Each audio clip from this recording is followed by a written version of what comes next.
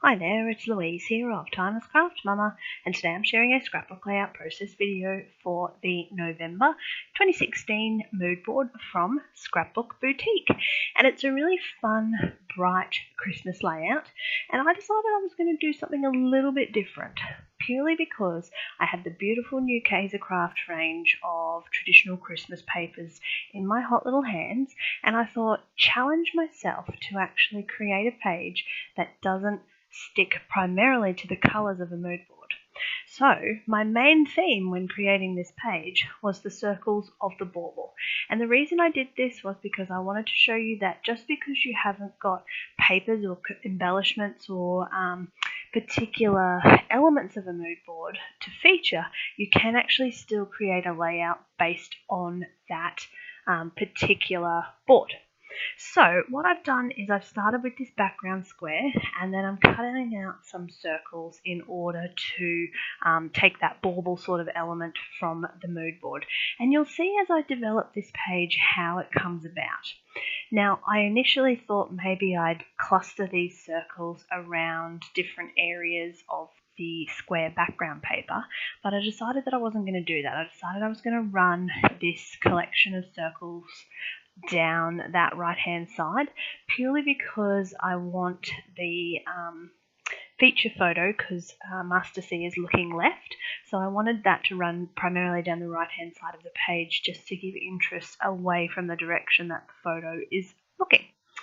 So off camera I've gone ahead and I've stuck all those circles down, and now I'm going to apply just some white gesso to the page and let that dry.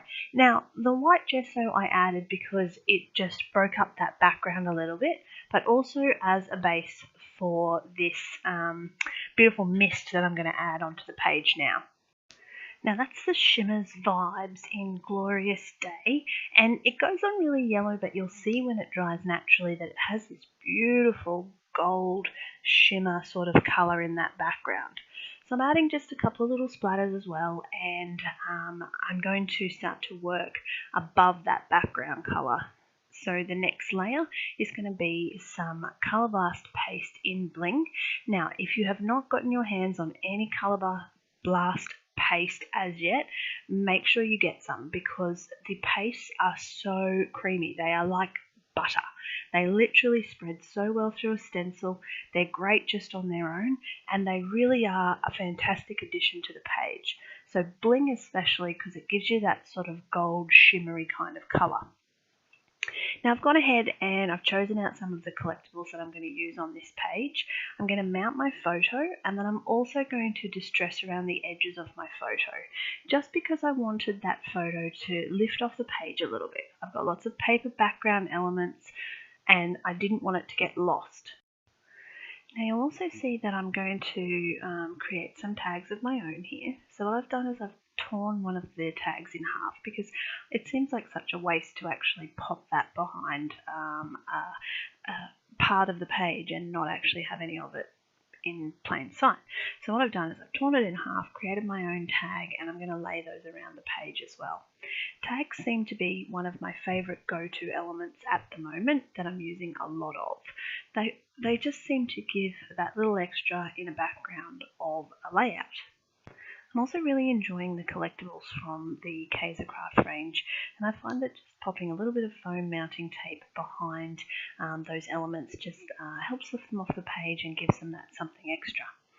Now what I'm going to show you now is how I've used the Heidi Swapp Minc machine to add that little bit of extra bling and sparkle to the rosettes on the page. So I'm going to go ahead and I've cut out these rosettes using the Cricut machine, and I've applied the Heidi Swapp Minc reactive paint, and I've done it really messy because I didn't want it to be too structured. It really needed to have that messy sort of look. I knew I was going to fold these pieces later, so it didn't have to be too neat and tidy. So I'm going to go ahead and also be a bit messy with my colour additions as well, using some traditional Christmas range colours. So we've got the red, gold, silver, and of course green. Pop that through the Minc machine, and that's going to bring those colours onto that rosette, and you'll see when I fold it and pop it into the video the kind of effect that it gets. Really was quite fun, and I love the way the rosettes have that little bit of a foil addition to them. Now when I make a rosette, I like to do it with the hot glue gun because I find that the hot glue sets quicker, so you don't have to worry about your tacky glue having to go off as such. So I've gone ahead and I've attached that with the hot glue gun. A couple of little elements there. We've got some wood veneers, and I'm going to add my journaling to this page and some sparkle glitter, and it's all finished.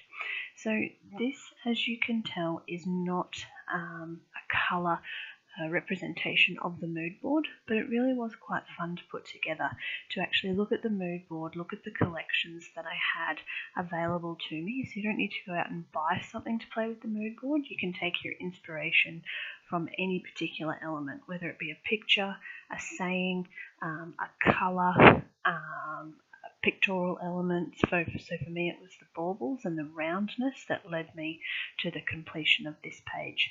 I really hope you get a chance to play along. This is of course Scrapbook Boutique's last mood board until we restart in February of 2017. Thanks for watching. Don't forget to subscribe and check out the store for lots of great Christmas goodies.